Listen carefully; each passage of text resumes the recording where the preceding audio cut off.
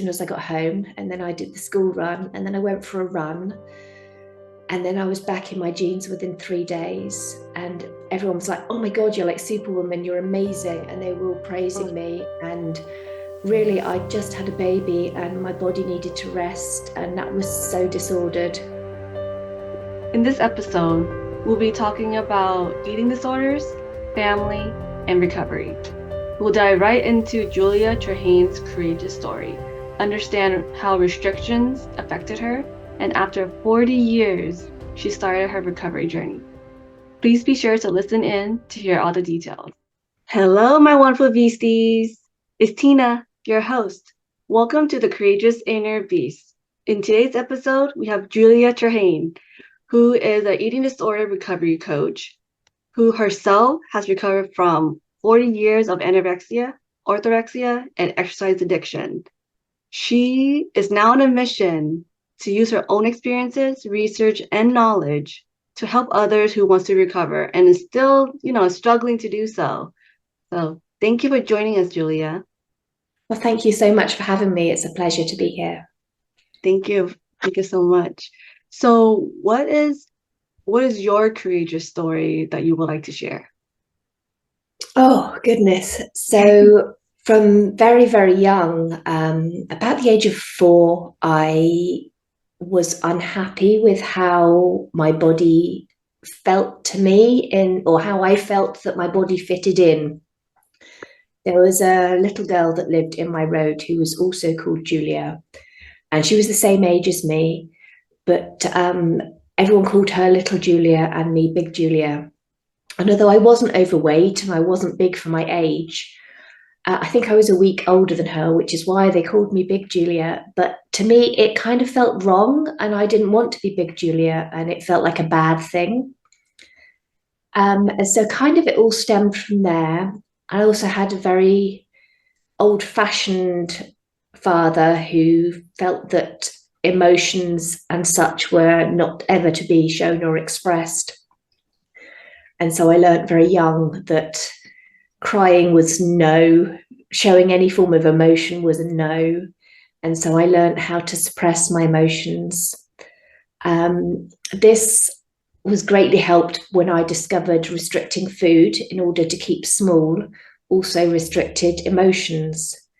So it had the benefit of stopping me showing emotions that weren't acceptable, and also keeping me small and therefore keeping me not noticeable as well.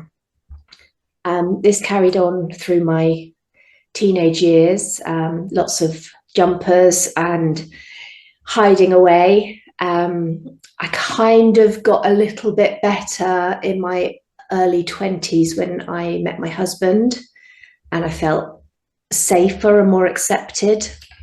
And then I had children, and one of my children had anaphylaxis to egg, which is in everything, so many things.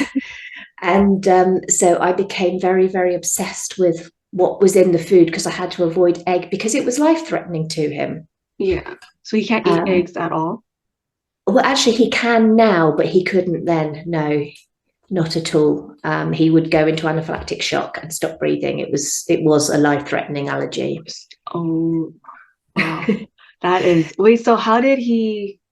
Wait, through medications, or how is he able to do it now? I'm just curious on that.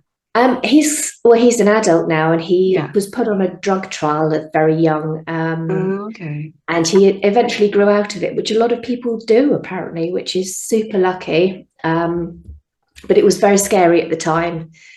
And I became so obsessed with what we were eating that my eating disorder kind of came back full force. The anorexia came back, and was also together with orthorexia, which is eating very, very clean foods that are unprocessed, organic, all cooked from scratch. I was making my own sourdough bread from scratch, making my own yogurt from scratch, and everything.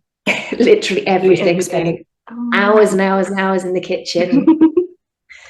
And then I discovered, then I had my third child. Yeah.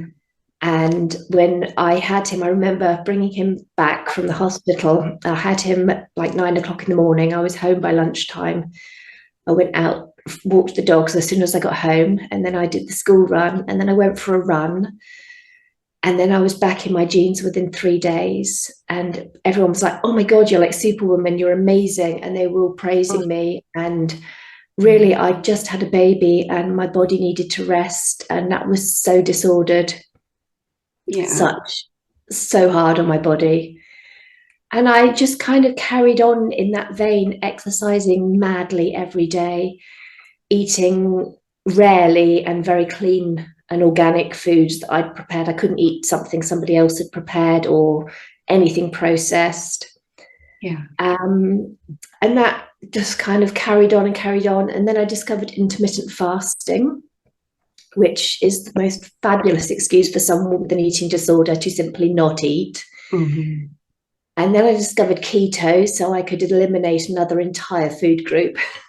Oh my God, that just keeps like things you could do to like increase. Yeah. So I was existing. I wasn't living at all. I was just like on this kind of crazy autopilot where I was living off stress hormones and very little else. And during lockdown, my father actually died, and all those buried emotions from my childhood started to resurface. And I didn't know, I'd never dealt with emotions. I'd never processed them. I had no idea how. All I'd ever done was restrict to numb them. So that's what I did, and it didn't work. So I restricted more, and it didn't work. Until I was so weak. I was banned from the gym because I kept passing out. And my friends were all like, you're really sick. You are really, really sick. You've got to get help. And I eventually got to the point where I couldn't see any point in carrying on. Couldn't see any reason to stay alive at all. I thought I'd gone mad. My head was spinning out of control. I felt like I'd unraveled. I had no idea how to deal with all the stuff that was going on in my head. And all my coping mechanisms, which was basically restricting, weren't working. So I got everything together to take my life. And just as I was about to do it, something in me, some spark said, you can't do this to your children. You can't leave them that legacy. And thankfully, I didn't. And I reached out and I got help and I started recovery. And it's the hardest thing I've ever done and the best thing I've ever done. And I've discovered that I missed so much life. I had no idea I was just existing. And that in numbing all those emotions, I also numbed all the good stuff.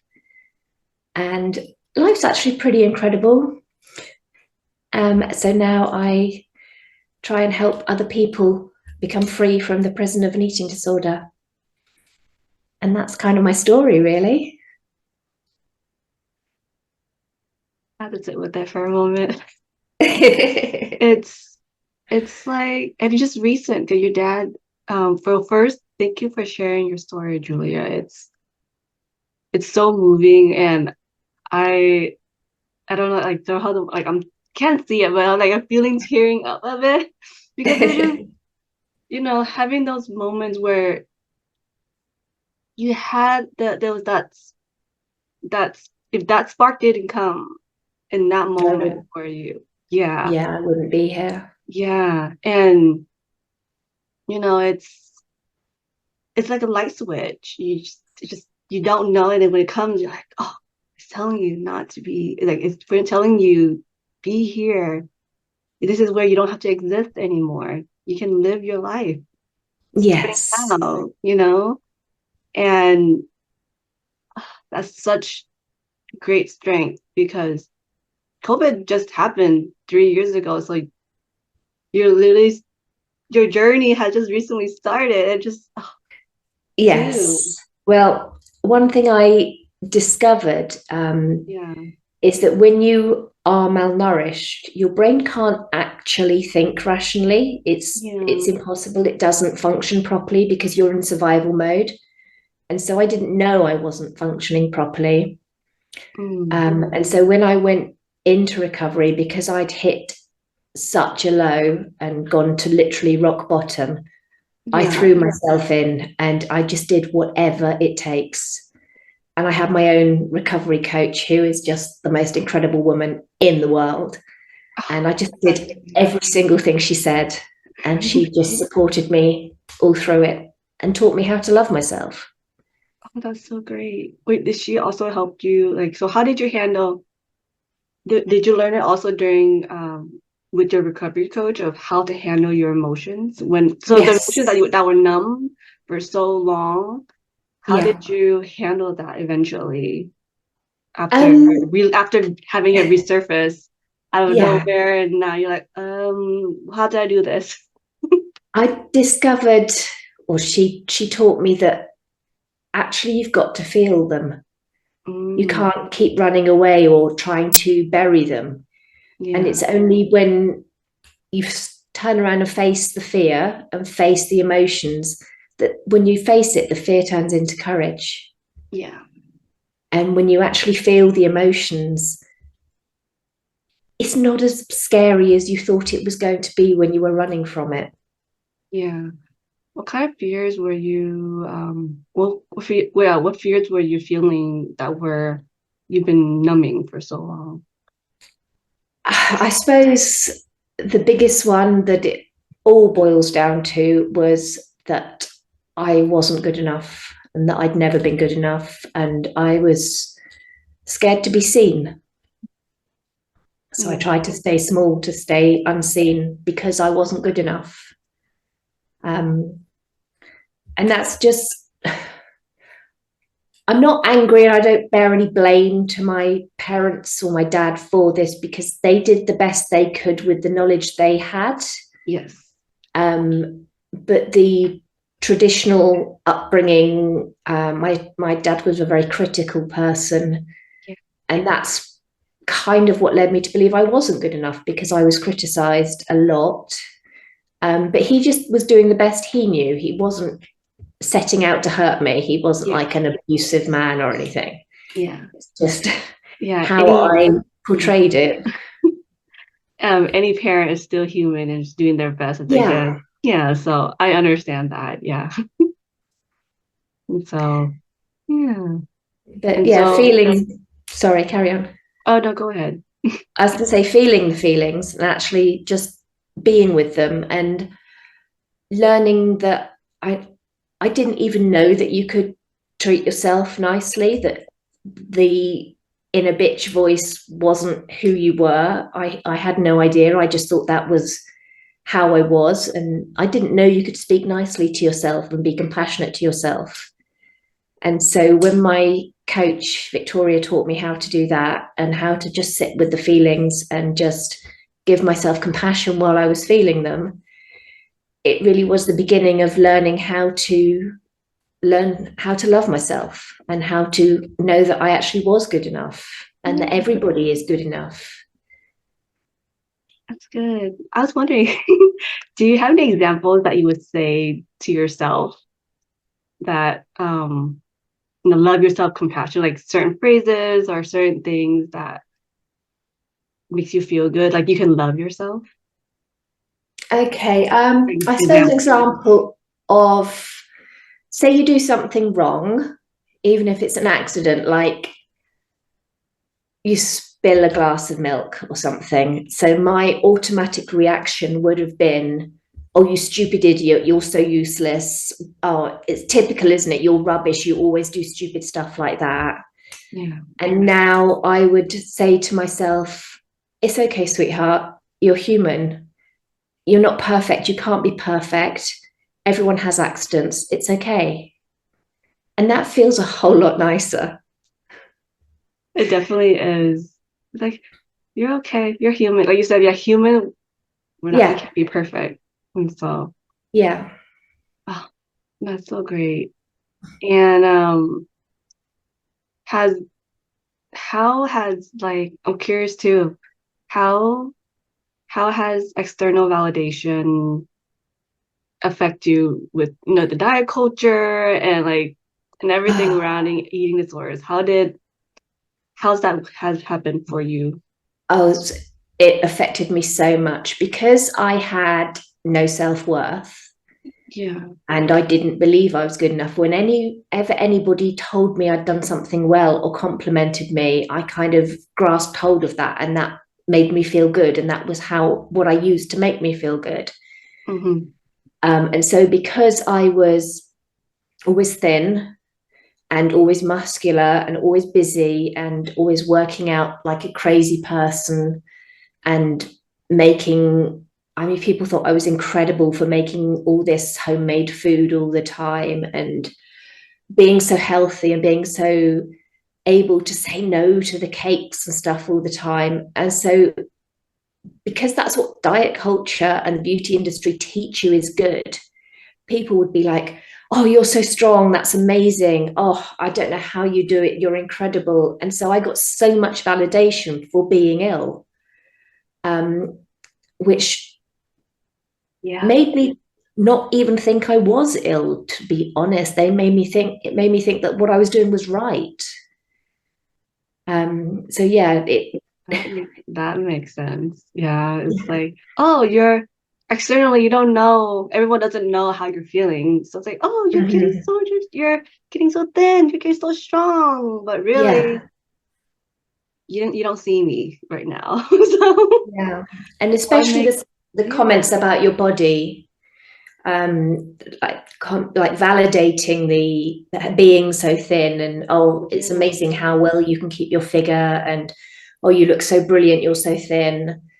And it really, you should never comment on somebody's body because you don't know what's behind it. You could be validating an eating disorder. Or if you say, oh, you're looking well, then somebody could immediately think, well, that means I've put on weight. That means you're saying I'm fat. And you could actually really ruin somebody's recovery by saying comments like that. It's much better to say, wow, your smile really lights up your eyes. yeah, Or that was such a kind thing you did then. yeah. No, it resonates with me because sometimes I've always been thin, but I think that there's just like some spectrum of why I've, been rigorously trying to stay where I am and not be as over a certain way because there's so many external validation around my circle. Like, oh, Tina, you look so good. Or like, was like, oh, your waist is kind of smaller now. It's like, or like family members, especially in my culture, everyone's like, oh, Tina, you look so thin. You should eat more. And or like the other way around, it's like, oh, Tina, your face looks kind of round. It's like you should eat less. And then, it's the constant, just comments of within the family spectrum of everyone just sharing their thoughts. Yeah. And those could really affect you if it was, they don't know what's really And going on. really, you're Yeah. so much more than your body. Yes.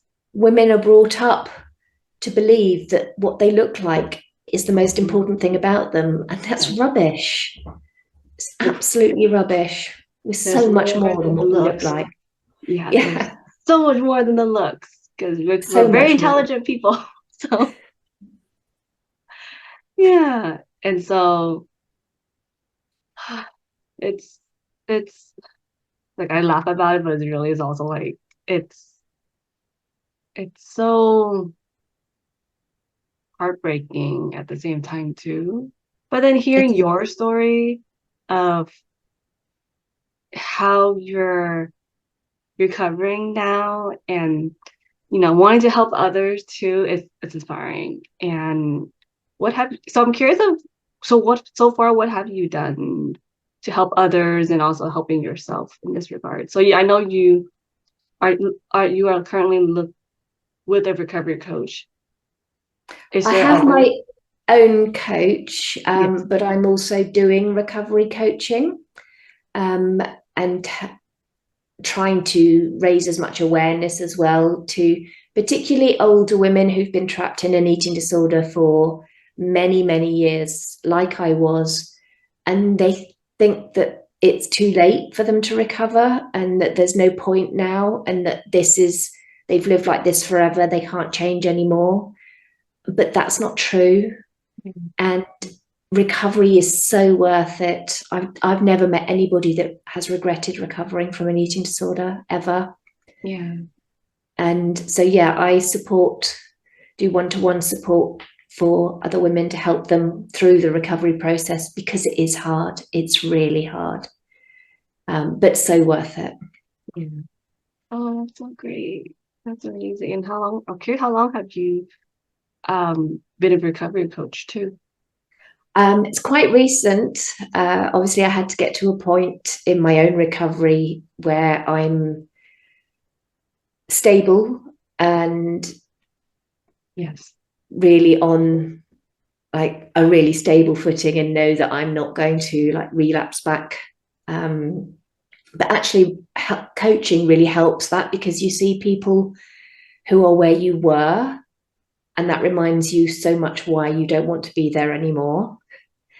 So I've been coaching for almost 3 months now. So awesome. It's still pretty awesome. That's so great. It's just the most incredibly rewarding thing ever. Mm. It's so good that you decide to go down this route. 'Cause no, it's the exact same feeling. It's like you don't want someone to go the same path as you did, so you're helping them to stay off that path, right?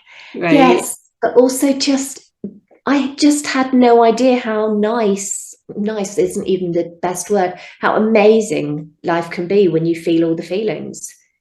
Yeah. I've never laughed as much or felt so much happiness. My relationships with other people are incredible. My relationship with myself is a million times better. I feel like I'm valued and I have value. And I never felt any of those things before. Yeah. And so just for the actual chance to live a full life and have the full life experiences, even the sadness. I mean, I didn't cry for 40 years. So when I started crying, I didn't stop for quite some time. But Makes even sense. the sadness and feeling the tears, the actual ability to feel is incredible. Yeah. So I just want other people to feel the feelings and to live the life and not exist in some kind of zombie-like half-life, like just like a functioning person rather than a living person. Yeah. No, that makes total sense. That makes sense. So just to kind of nearing the end, what is your favorite quote that you would like our audience to take away from? I guess because when you're living in an eating disorder, you're living in fear of everything all the time. So I guess it's when you turn and face the fear, it becomes courage. Mm-hmm. Thank you for sharing. Thank you for sharing, Julia.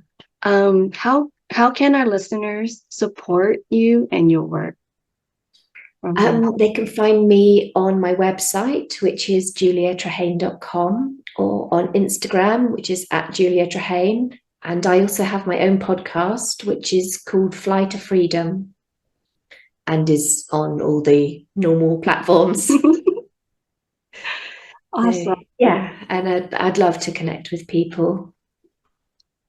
Awesome. Thank you. And thank you, Julia, for coming in and joining us today. I really appreciate it a lot. Thank you so Oh, much. thank you so much for having me. It's just so lovely to share my story and raise awareness. Yes. Thank you. Thank you, everyone, for listening in. And if you enjoy this podcast, please hit the follow button wherever you're listening and look for new episodes every Tuesday on the Courageous Inner Peace. Thank you for listening in. If you enjoy our conversation and would like to get connected with Julia Trehane, please look in the description to get connected and for the links.